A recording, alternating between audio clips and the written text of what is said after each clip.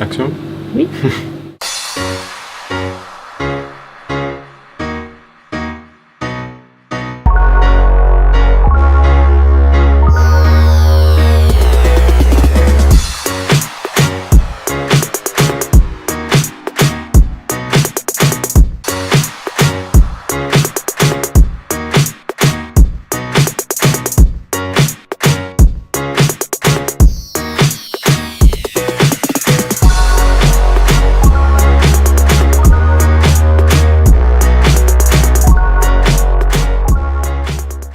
Coucou, je m'appelle Iris et je vais parler des réseaux sociaux. Je suis sur Facebook, Twitter, Instagram, YouTube, Snapchat, Musical.ly et Skype. Facebook, c'était mon premier réseau social. J'y suis allée avec... Parce que tout le monde avait Facebook dans mon entourage, enfin toutes mes amies. Et du coup, pour faire un peu comme tout le monde, mais on n'avait pas l'âge. Du coup, on a triché pour s'inscrire, sinon ils refusaient. Au début, c'était pour parler avec mes amis et stalker leurs murs et voir qu'est-ce que faisaient les autres et les connaître un peu mieux. Et c'est pratique au début d'année, quand on connaît personne, de faire une première approche pour voir comment il faut se comporter avec eux, etc. C'était très dans l'apparence au début. C'était la première fois où j'avais une image sur Internet, où j'existais dans ce monde virtuel et pas que dans la vie réelle. Et je contrôlais aussi cette image. Je montrais vraiment ce que je voulais et ce que je voulais pas montrer, je l'exposais pas. Alors pour moi, je pense que quand même c'est une très belle invention, les réseaux sociaux. Enfin, pas une invention, mais plutôt une innovation. Le fait de pouvoir communiquer avec d'autres personnes en temps réel, des personnes qui habitent très loin, c'est quand même vraiment une très très belle avancée. Comme on dit, moi je suis étudiant en histoire et comme notre prof nous l'a dit, on peut qualifier aussi les réseaux sociaux d'une nouvelle république des lettres parce qu'à travers ces réseaux sociaux, on peut communiquer aussi notre savoir, nos vies et donc on peut échanger.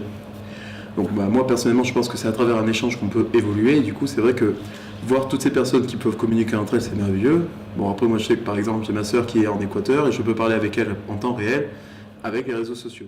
Alors, les réseaux sociaux, qu'est-ce qu'ils en pensent les jeunes? En tant que jeune, moi je vais pouvoir en parler, vu que je suis encore jeune. Moi je pense que c'est un truc qui est vraiment révolutionnaire. C'est génial parce que ça permet d'avoir le monde entier connecté de manière instantanée. Ça permet de faire un partage de contenu artistique, culturel, sur des idées, qu'elles soient politiques ou juste de l'humour. Ça permet d'avoir quelque chose de très varié, de pouvoir discuter avec des gens qui viennent de n'importe où. Moi je sais que j'ai pu discuter avec des Américains, même avec des Syriens, tout ça, donc c'est des choses dont on nous parle beaucoup à la télé, mais c'est pas pareil quand on parle aux gens directement. J'ai pu profiter de toutes ces possibilités de partage. Comme je suis musicien, j'ai besoin de partager mon contenu et c'est une plateforme qui est super parce qu'on peut inviter les gens, on peut juste mettre les choses sur notre mur et ils les voient et puis si ça les intéresse, ils peuvent cliquer ou pas. Et ça, c'est quelque chose que je pense qu'il y en a beaucoup qui en auraient rêvé il y a 40 ans, même au-delà. C'est vrai que en étudiant l'histoire, j'ai remarqué plein de choses, plein de petits détails. C'est vrai que je me suis dit, c'est marrant parce que les Perses, ils allaient faire la guerre, ils partaient, et puis il y a une révolution à la capitale, ils ne le savaient pas. Et quand ils revenaient 6 mois plus tard, là, le chef il disait, il y a une révolution, mais bon, vous inquiétez pas, ça a été maté, ça fait 4 mois. Jamais l'empereur n'a été au courant. Et c'est une chose que les réseaux sociaux, bon bien sûr, il n'y aura plus d'empereurs qui vont partir, il va y avoir une révolution chez eux pendant 4 mois, mais les réseaux sociaux permettent de communiquer en temps réel. Et c'est assez énorme de se dire que quand une personne est à l'autre bout du monde, on peut parler avec elle et communiquer et échanger nos idées. Les réseaux sociaux, ça peut permettre de se faire une vraie idée de ce qui se passe autour du monde. On peut lire des articles, mais c'est toujours fait par une personne et ça peut être orienté. Et avec Instagram ou avec d'autres réseaux sociaux, on peut voir ce que pensent les autres et voir les tendances et se rendre compte aussi que certains problèmes que les journaux ne parlent pas existent vraiment et que beaucoup de gens en parlent. Donc voilà, moi ça m'intéresse beaucoup de passer du temps, parce que même si on y passe plus de temps que de lire un simple article de journal, au moins c'est son propre opinion qu'on forme. Et on peut vraiment se rendre compte de ce qui se passe. YouTube, c'est pas forcément considéré par certaines personnes comme un réseau social, mais moi je considère que ça l'est. Au début, je m'y suis inscrite que pour les playlists, parce que c'est beaucoup plus pratique. Mais en fait, il y a une vraie communauté qui s'est créée autour avec les commentaires. Et voilà, on peut vraiment créer des liens et faire des discussions avec les commentaires de YouTube. Et aussi poster des vidéos et interagir comme ça sur la communauté. Et tout le monde peut parler, donc ça c'est mieux que des médias par exemple, où c'est que certaines personnes et on ne peut pas voir toutes les opinions et on ne sait jamais s'ils sont vrais ou pas. Là, il y a tout le monde qui peut s'exprimer. Alors c'est une très belle invention les réseaux sociaux, mais il y a aussi une face cachée qui est assez grosse et dont il faut se préserver, c'est la partie où le virtuel va remplacer la réalité, c'est-à-dire qu'on va dire quelque chose de façon virtuelle, donc pas à travers nos écrans, mais ça va rejaillir sur la réalité. On parle bien sûr, il y a le harcèlement qui est assez fort, c'est-à-dire que quelqu'un va mettre un contenu et puis d'autres personnes qui ne connaissent pas vont répondre vraiment violemment en disant que ça ne correspond pas à leurs valeurs et du coup c'est eux, ils vont dire ce qu'ils pensent de ça. Mais ils ne vont pas le dire de façon constructive, ils vont le dire vraiment pour abaisser l'autre. Et donc maintenant, le fait qu'on soit tout le temps connecté aussi, ça peut faire ça, peut faire que tout le monde sache ce que vous faites, et ça peut devenir très très dangereux. Après, comme toutes les bonnes choses, je pense que c'est à double tranchant, parce que c'est aussi quelque chose dans lequel on va raconter toute notre vie et toutes nos pensées. Il y a toute notre existence qui est résumée à partir du moment où on s'inscrit presque, même si on raconte pas toute notre vie et tout, qu'on fait pas plein de selfies. Il y a un moment, Facebook c'est toutes les pages que vous visitez, tous les commentaires que vous pouvez mettre, vos discussions privées, tout ça. Et le jour où quelqu'un voudra s'en servir contre nous, il sera libre.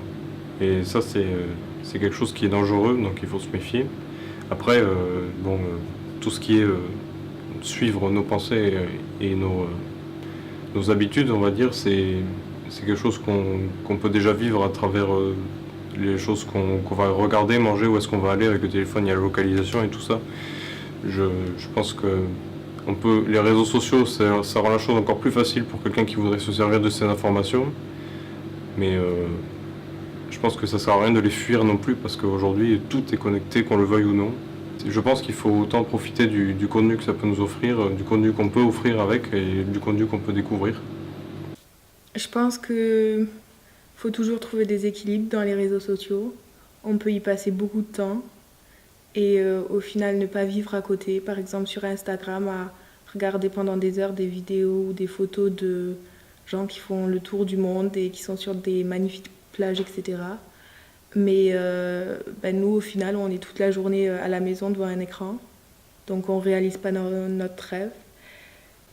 Si on trouve l'équilibre, je pense que ça peut être très bien. Ça peut permettre de trouver des inspirations. On regarde quelques photos et après, on se lance dans une aventure où on rejoint un projet humanitaire, où on se rend compte de crise environnementale et on décide de faire quelque chose.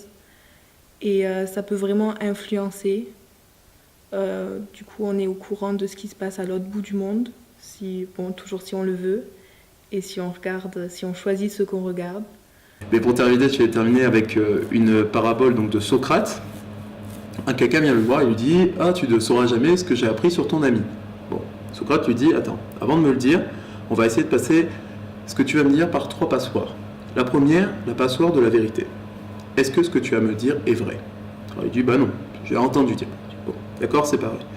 On va passer maintenant sur la passoire du bon. Est-ce que ce que tu as à me dire est bon? Est-ce que c'est quelque chose de bien que tu vas me dire? Dire, ah bah non, justement, c'est pas quelque chose de bien que je dois dire. Bon. La dernière, est-ce que c'est utile pour moi de le savoir? Non, ce n'est pas très utile. Alors, Socrate dit, ce que tu as à me dire sur mon ami n'est ni vrai, ni utile, ni bon. Pareil pour les réseaux sociaux, je pense que si ce qu'on a à dire n'est ni utile, ni vrai, ni bon, ça sert à rien de le dire. Voilà.